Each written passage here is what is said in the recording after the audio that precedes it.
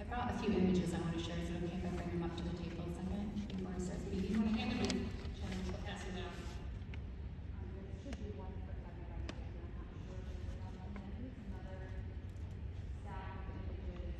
That I'll leave up here in case anybody in the audience wants to look at them.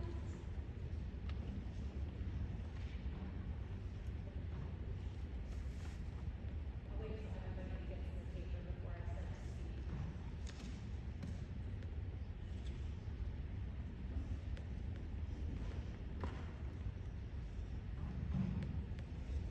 The image in front of all of you was taken at 6th grade camp.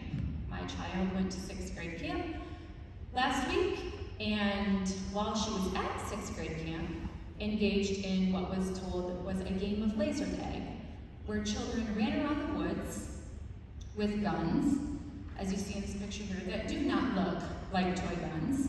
They look like semi-automatic weapons, while they ran around and shot at their classmates. We have a pandemic in this country right now. Gun violence is the #1 killer of children. We have kids in the audience who are terrified to go to school every day. I raised one of them who cried for 2 years after the Parkland shooting because she was terrified to get up and come to school in the morning because she was afraid she would get shot at school.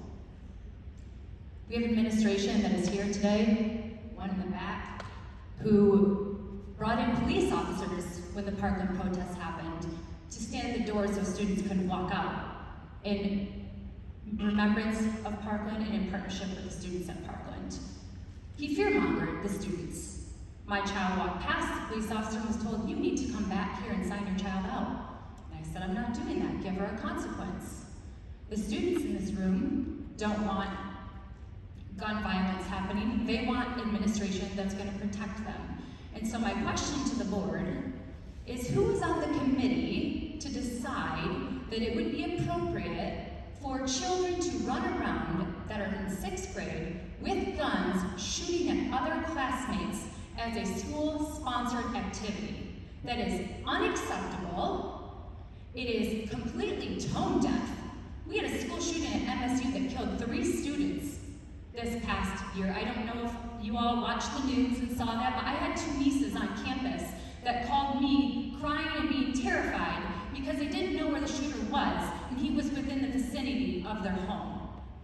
We have a real pandemic. We have an audience member who has a child at Michigan State who had to live through that as a parent in that fear. Yet we do a school-sponsored activity where we take guns and we shoot at our classmates. I called Brandon this week to express my disgust and my outrage that this was approved, and I was told I was the only parent who had brought this to his attention in the entire district. And then I said, I don't feel like Jensen Schools is a safe place for my student. I have a black and brown child that doesn't have the same privilege to run around in the woods with a gun that looks like that without the fear of being shot and gunned down by police or by a bystander walking by who happens to walk past her house with his gun in their hands. It's unacceptable. I'm going to use the rest of my time, if I have any left, to read about school shootings that have happened recently. February 13th, 2003, Michigan State University. 3 students killed, 5 others injured. One's now paralyzed, neck down. March 27, Covenant School. Former student came in and killed 3 9-year-old children and 3 adults.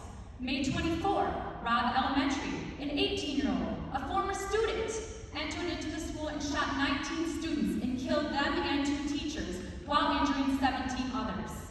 On January 24th, in 2020, a 16-year-old student went into the school and injured a student in the parking lot. On November 12 of 2019, a 16-year-old student was shot at Frederick Douglass High School.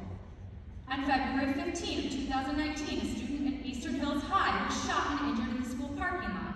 On February 12 of 2020, 2 15-year-old girls were arrested for bringing a loaded gun. This past week, we had an 8-year-old at Grand Rapids Public School bring a loaded gun into their school into the backpack. Oxford, Michigan, November 13, 2020. student opened fire, killing 4 students and injuring 7 others. Arlington, Texas, October 5th, a student at Timberview High School shot and injured 4 people, including 2 students and 2 staff members. Newport News, Virginia, September 2021, a 15-year-old student was shot and injured by a classmate at Heritage High School. And the list goes on. My other thing I wanted to bring for an example is a letter that was sent around by asking superintendents to sign it, saying that they care about gun violence and what's happening in Brandon. Your name isn't on it. 34 superintendents across this county in West Michigan's name is on this. Hudsonville's name is on it. Other people, Ottawa County ISD is on it. Your name isn't there. No wonder you told me that maybe it's a good idea for me to look for another school that's safer for my children, because you clearly don't care. I'll leave these up here too for anybody else.